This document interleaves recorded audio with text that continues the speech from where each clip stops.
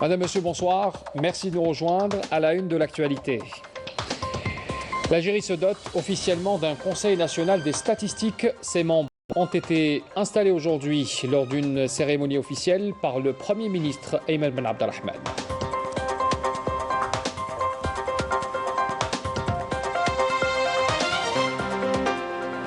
Les États-Unis d'Amérique n'ouvriront pas un consulat dans la ville occupée de Dakhla au Sahara occidental.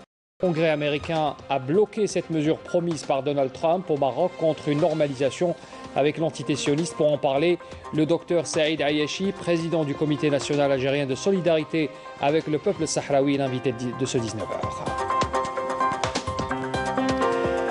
On parle également de la levée de la mesure de confinement partiel à domicile sur l'ensemble du territoire national pour la période de 21 jours à compter d'aujourd'hui, avec la reconduction des mesures applicables au marché ordinaire et au marché hebdomadaire. Et puis une virée dans le sud algérien pour parler également de comment mettre fin et mettre en exergue l'apport important des détenteurs des savoirs traditionnels dans la préservation d'une partie importante du patrimoine universel dans le Tassili Najer.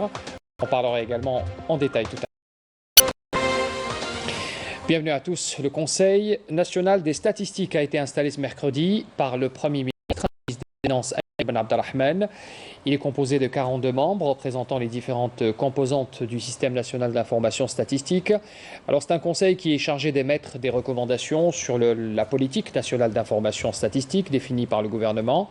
Il est chargé aussi d'établir et de proposer un programme comprenant les enquêtes et les travaux statistiques prévus pour l'année et bénéficier de l'enseignement, plutôt de l'enregistrement statistique.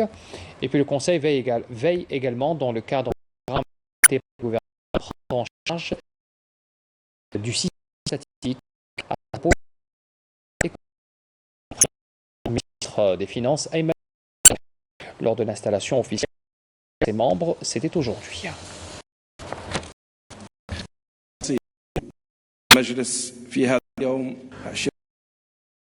Aujourd'hui, 20 octobre, qui coïncide avec la Journée mondiale de la statistique, traduit l'intérêt accordé par l'État au système national des statistiques et découle de notre profonde conviction quant à son rôle dans le succès du programme de développement et de redressement ambitieux que nous œuvrons tous à faire aboutir, chacun selon sa position et sa responsabilité. Cela repose également sur notre conviction que la réussite des réformes est tributaire de la qualité du système national des statistiques et son efficience. Partant de ce principe, la réforme de ce système représente l'un des engagements les plus importants du programme du président de la République qui a instruit le gouvernement de créer un réseau national de collecte des statistiques afin de consolider la fiabilité des données et des indicateurs socio-économiques en vue de conférer davantage d'efficacité et d'efficience aux actions des pouvoirs publics et aux réformes à opérer. En application de ces engagements, le plan d'action du gouvernement comprend un programme ambitieux en la matière qui prévoit l'activation du Conseil national des statistiques après des années d'inactivité.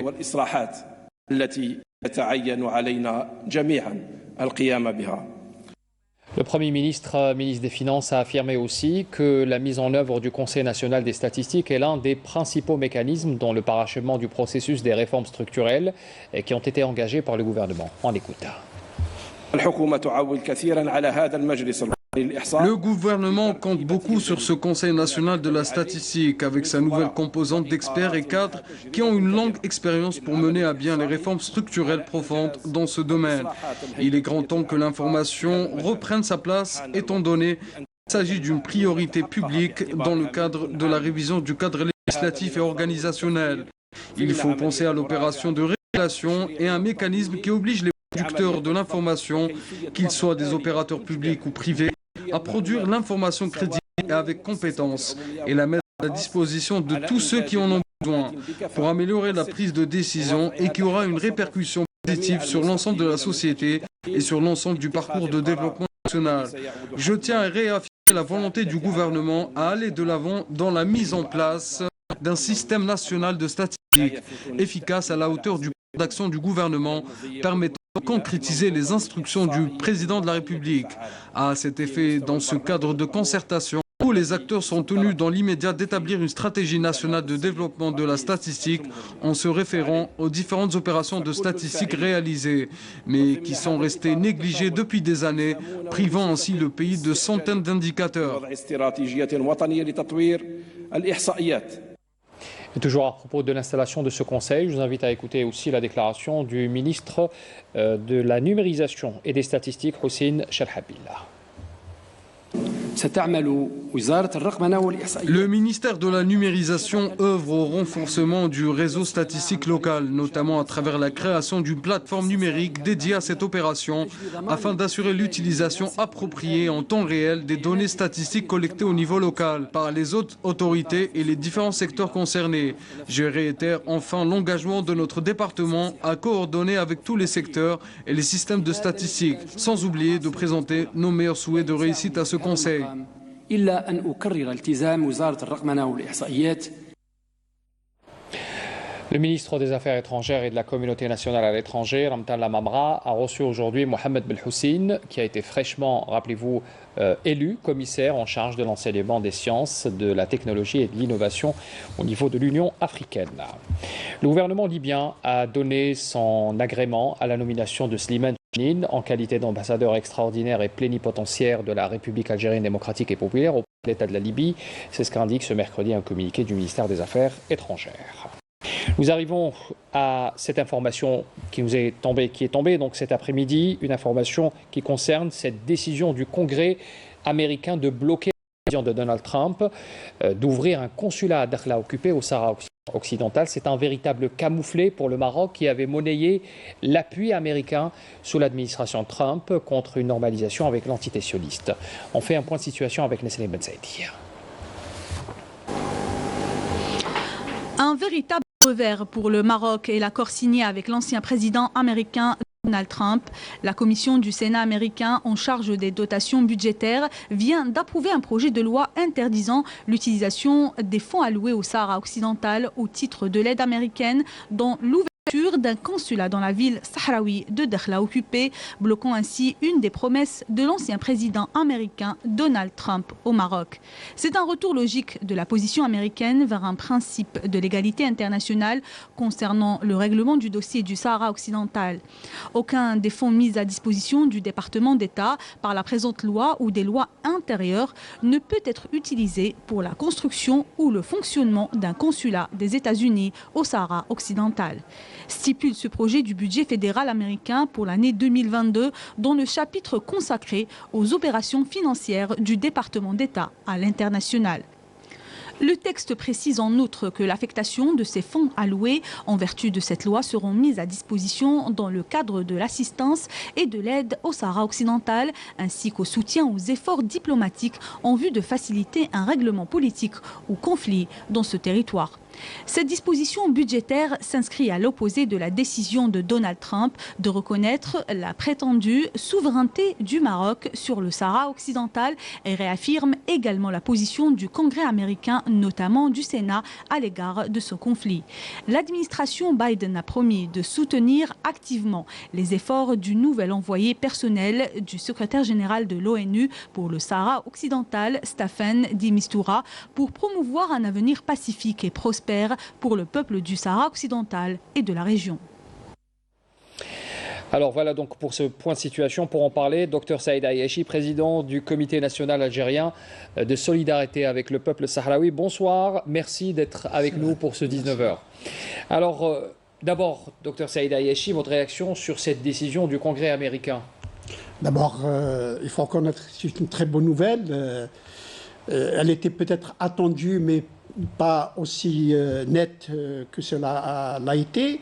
Cela détruit encore davantage le décret scélérat de Trump, qui, rappelez-vous, est venu dynamiter le droit international. Et vous vous rappelez aussi que déjà en son temps, lorsque Trump a signé ce décret, des poids lourds du Sénat américain se sont élevés contre ce décret et de ce projet d'ouverture du consulat américain à Dakhla. Maintenant que le projet est bloqué, pour ne pas dire annulé, la question qui se pose, qu'en est-il des consulats qui ont été ouverts là-bas? Parce que c'est un problème qui se pose ardument pour le truc. Et donc la souveraineté que recherche de façon fébrile et désespérée le Maroc sur le territoire du Sahara occidental n'a plus cours. Si on s'intéresse à l'information précisément, il s'agit d'un blocage financier donc pour la construction d'un consulat sur le budget alloué au Sahara occidental en tant qu'aide pour ce territoire non autonome. Vous imaginez qu'aujourd'hui, on prévoyait de construire sur un budget qui était prévu à la base pour l'aide du Sahara occidental. Les Américains, en particulier les Anglo-Saxons de façon générale, sont très pragmatiques. Ils commencent par annuler leurs décisions, par les contourner, par les trucs, par des dispositions budgétaires. Et donc, effectivement, votre remarque est très pertinente. Et ce blocage du budget, en fait, sonne le glas de ce projet d'ouverture du consulat américain à Dakhla. Alors, si vous me permettez, Dr Saïd Ayachi, depuis quelques semaines, nous assistons à un véritable changement dans le traitement du Sahara occidental. Si vous permettez que j'énumère un peu ce qui s'est passé il y a quelques jours, si ce n'est quelques semaines. Alors il y a d'abord cette décision de la Cour européenne de justice qui a donné raison aux représentants de Polisario concernant l'annulation de l'accord sur l'agriculture et la pêche incluant le Sahara occidental conclu entre le Maroc et l'Union européenne. C'est un accord qui a été donc annulé. Il y a eu aussi cette nomination il y a quelques jours de l'envoyé spécial des Nations Unies pour le Sahara occidental, mais également l'implication, et on va le voir sur cette image, l'implication de la Russie, avec notamment cet entretien qu'avait accordé donc l'envoyé spécial du président russe, chargé du Moyen-Orient et de l'Afrique, avec une délégation du Front Polisario. C'était une audience qui a été accordée cet après-midi même. Votre commentaire là-dessus, Dr Saïd Ayachi, concernant ces changements, ces bouleversements rapides dans le traitement du dossier du Sahara occidental de différentes parties, l'Union européenne, la Russie, aujourd'hui les États-Unis, votre commentaire là-dessus? Je crois que cela vient confirmer la médiocrité de la diplomatie marocaine et c'est un signe aussi que la communauté internationale en a assez des postures d'entêtement, de défi, d'arrogance du régime marocain vis-à-vis de la communauté internationale. Rappelez-vous, je remonterai avec votre permission, mais alors très rapidement, un peu plus loin, oui. plus haut. Nous avons assisté d'abord à la réaction vigoureuse de l'Allemagne face à la provocation marocaine et comment le régime marocain était remis à sa place, à la résistance, le mot juste, du gouvernement espagnol face aux menaces et de chantage marocain. On a assisté par la suite, bien sûr, à ce véritable séisme qui est le jugement de la Cour de justice de l'Union européenne qui, de façon très nette maintenant, délégalise complètement la commercialisation des produits sahraouis et qui va placer le Maroc et ses soutiens au sein de l'Union européenne dans une position très inconfortable parce qu'ils sont tenus maintenant d'appliquer le jugement de l'Union européenne. Et puis, nous avons assisté depuis 48 heures à une crispation sérieuse dans les relations entre le Royaume du Maroc et la Fédération de Russie. Le Maroc croyant encore une fois de faire plier un État de l'envergure de la Russie, et la Russie qui a répondu tout de suite par le rapatriement d'une partie de son personnel et par l'annulation du forum russo-arabe, etc., pour remettre encore une fois le régime marocain, sa diplomatie à sa véritable place. Nous assistons à un isolement au niveau diplomatique du Maroc. Très nettement. Il y a, je crois, si on peut faire la liste qui n'est pas exhaustive de toutes les défaites diplomatiques du Maroc, il y a maintenant, l'étau se resserre autour du Maroc, pour une raison très simple, parce que la position du Maroc était à terme intenable, inconfortable. C'était intenable sur la longueur. Bien sûr, parce que tout simplement, c'est une violation caractéristique du droit international et le droit international c'est la base des relations internationales. L'ONU et son Conseil de sécurité sont tributaires du respect du droit international et l'administration Biden s'inscrit dans le cadre du respect de ce droit international. On imagine peut-être dans quelques semaines d'autres revirements, peut-être d'autres positions plus fortes concernant ces manœuvres du Merzen qui continuent d'empoisonner en tout cas, nous sommes en droit d'attendre des perspectives heureuses pour peut-être à moyen terme, voir le dénouement du conflit du Sahara occidental. On verra des avancées d'ailleurs parce qu'il faut lier ça avec la conférence de presse du président Brahim Ghali qui lui a mis l'ONU devant ses responsabilités, qui lui a reproché son mutisme et son inaction, mais qui maintenant a demandé à ce que l'envoyé personnel, que le Front Polisario a accepté d'ailleurs, puisse disposer du feuille de route à partir du Conseil de sécurité qui soit précise et qui soit agendée en fixant la date du référendum d'autodétermination. Donc, il n'est pas impossible de voir tout maintenant ce mouvement de la communauté internationale pour l'application du droit international au Sahara occidental, voire déboucher sur une issue heureuse, en tout cas conforme aux revendications légitimes des Sahraouis. Docteur Saïd Ayachi, président du Comité national algérien de solidarité avec le peuple sahraoui, merci d'avoir répondu à la question et d'avoir été avec nous pour ce 19h. Merci encore une fois, monsieur. Alors pour continuer donc sur ce journal, le Parlement arabe, avec cette réaction qui condamne, donc le Parlement qui condamne vigoureusement ce mercredi, dans un communiqué, les dernières déclarations du président français Emmanuel Macron à l'encontre de l'Algérie et de son passé révolutionnaire, les qualifiant d'irresponsables et d'inacceptables. Le Parlement arabe s'est en outre étonné de ces déclarations qui renient une histoire coloniale exécrable inscrite dans la mémoire humaine. Le même Parlement condamne dans le même contexte l'atteinte à l'histoire glorieuse de l'Algérie qui est considérée comme une partie honorable de l'histoire du monde arabe, notamment vu ce qu'elle renferme comme legs civilisationnel riche en résistance, sacrifice et lutte en vue d'arracher la liberté. On parle également ce soir de ce mémorandum d'entente qui a été signé entre l'Algérie et la Grande-Bretagne pour le renforcement de la coopération dans le domaine de l'enseignement supérieur et de la recherche scientifique. Le mémorandum a été signé par le ministre de l'Enseignement supérieur Abdelbaki Ben Ziyane et l'ambassadrice du Royaume-Uni de Grande-Bretagne, Irlande du Nord, en Algérie, Sharon Ann Wardle. Ce mémorandum porte sur la création d'une commission mixte algéro-britannique dans le domaine des connaissances et d'expériences entre les deux pays, tout en encourageant les étudiants algériens à mieux comprendre la culture et la langue anglaise.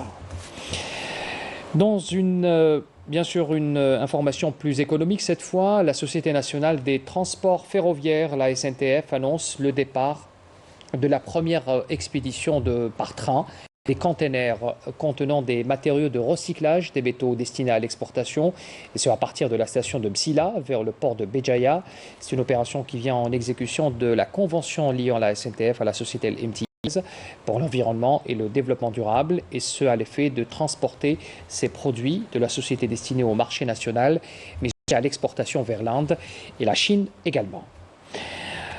Autre titre de l'actualité, c'est aujourd'hui que nous vivrons bien sûr la levée des mesures de confinement partiel à domicile sur l'ensemble du territoire national pour une période de 21 jours à compter de ce mercredi, avec la reconduction des mesures applicables au marché ordinaire et au marché hebdomadaire, se rapportant au renforcement du dispositif de contrôle par les services compétents afin de s'assurer du respect des mesures de prévention et de protection et de l'application des sanctions prévues par la réglementation en vigueur à l'encontre des contrevenants, la reconduction de la mesure d'interdiction à travers le territoire national de tout type de rassemblement de personnes et de regroupement familial, notamment la célébration de mariage et de circoncision et autres événements. Et puis la levée de la mesure de confinement partiel à domicile sur l'ensemble du territoire national ne signifie pas une baisse de vigilance. Nos concitoyens sont donc invités à se faire vacciner. À Naama par exemple, une caravane de sensibilisation sillonne depuis plusieurs jours les communes de la wilaya pour inciter les gens à se vacciner.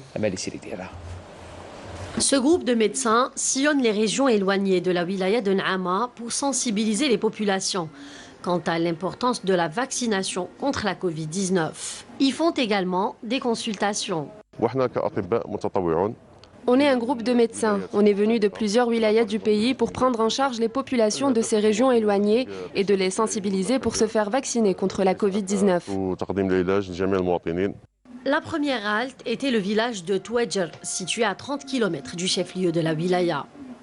Les communes d'El Meshriya, Sfisifa et Mougrar sont également concernées. Est-ce que vous avez fait votre vaccin? Non, pas encore. Il faut le faire, c'est très important.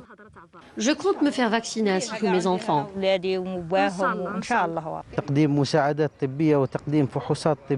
On tente également de faire des consultations à ces personnes vivant dans les régions éloignées. C'est une opération à travers laquelle on sensibilise les gens à se faire vacciner contre la Covid. Une action de solidarité qui permet également aux populations des zones enclavées de ne plus se déplacer pour se soigner.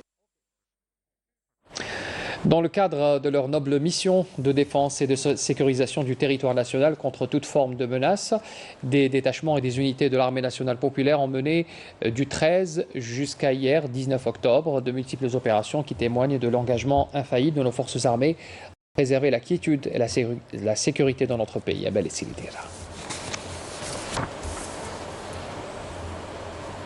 Dans le domaine de la lutte antiterroriste, des détachements combinés de l'armée nationale populaire ont appréhendé 4 éléments de soutien aux groupes terroristes dans des opérations distinctes à travers le territoire national. Tandis que 2 casemates pour terroristes ont été découvertes et détruites à Skikda, ainsi que 5 bombes de confection artisanale à Boumerdès et Médéa. Dans le contexte des opérations de lutte contre la criminalité organisée et dans la dynamique des efforts intenses visant à contrecarrer le fléau du narcotrafic dans notre pays, des détachements combinés de l'ANP ont intercepté, en coordination avec les différents services de sécurité au niveau des territoires des 2e et 3e régions militaires, 9 narcotrafiquants et mis en échec des tentatives d'introduction des quantités de drogue via les frontières avec le Maroc, s'élevant à 889 kg de kif traité, tandis que 34 autres narcotrafiquants ont été arrêtés en leur possession 49 kg de la même substance et 223 956 comprimés psychotropes saisis dans diverses opérations exécutées à travers les autres régions militaires. Par ailleurs, des détachements de l'armée nationale populaire ont appréhendé à Tamanrasset, Ingizem, Borj Badji Mukhtar, Janet et Tindouf 413 individus et saisi 26 véhicules, 241 groupes électrogènes, 122 marteaux-piqueurs, des quantités d'explosifs, des outils de détonation et d'autres équipements utilisés dans des opérations d'orpaillage illicite, ainsi que 15 tonnes de mélange d'or brut et de pierre, alors que 26 autres individus ont été arrêtés, 9 fusils de chasse et 2 pistolets automatiques, 717 305 unités d'articles pyrotechniques et 89,5 quintaux de tabac ont été saisis à El Oued, Biskra, Ouergla, Inamenas et Betna. De même, des tentatives de contrebande de quantité de carburant s'élevant à 71 150 litres ont été déjouées à Borj Badji Mukhtar, Tbissa, Tarf et Souq Ahras. Dans un autre contexte, les gardes-côtes ont déjoué au niveau de nos côtes nationales des tentatives d'émigration clandestine et ont procédé au sauvetage de 701 individus à bord d'embarcations de construction artisanale, alors que 118 immigrants clandestins de différentes nationalités ont été appréhendés à Inamenas, Tlemcen, Ain Timouchent et Gherdaya. On termine avec ce point de presse à l'intention des journalistes qui était organisé aujourd'hui pour mettre en exergue l'apport important des détenteurs de savoirs traditionnels dans la préservation d'une partie importante du patrimoine national et universel. 5 piliers détenteurs des savoirs traditionnels ont pris part à ce point de presse. Malika Blal était présente. Ce point de presse auquel ont pris part les grands détenteurs des savoirs traditionnels, des réseaux des parcs culturels, se veut également une occasion pour saluer l'engagement exceptionnel de ces hommes pour leur importante contribution dans la préservation du patrimoine mondial du Tassili Najer et ses passations aux générations futures. Il faut que nous soyons tous solidaires afin de préserver ce patrimoine qui est Tassili Najer. C'est un héritage inestimable et il faut en prendre soin. Les conditions socio-professionnelles et le manque de moyens n'ont pas empêché ces agents de conservation d'assurer leur mission de protection et de préserver leur patrimoine qui constitue une partie intégrante de leur identité territoriale. On parle de savoir, donc les savoirs, on peut les identifier à diverses échelles. Donc il y a déjà les savoirs liés au territoire. Donc le territoire, c'est la topographie, les reliefs, les oueds, les guiltas. C'est d'identifier avec eux les sites, ces lieux d'intérêt de biodiversité ou d'environnement, et aussi vérifier avec eux les toponymes, tout ce qui est en rapport à la dénomination des sites et des points sur le territoire. Ça, c'est un aspect important. Le deuxième aspect, c'est par rapport à l'histoire. Donc, on en connaît, donc, en matière d'anthropologie, il y a de l'histoire orale qui est transmise dans le Tassili depuis des millénaires sur la constitution, la cosmogonie, donc tout ce qui est en rapport avec la culture touareg. Ça, c'est un deuxième niveau. Ces agents de conservation ayant marqué de leur empreinte la gestion du territoire du Tassili Najer et la conservation de son patrimoine mondial sont la mémoire vivante du Tassili Najer, d'où l'urgence d'inscrire des programmes pour la documentation de leur savoir et les léguer ainsi aux générations futures dans les meilleures conditions.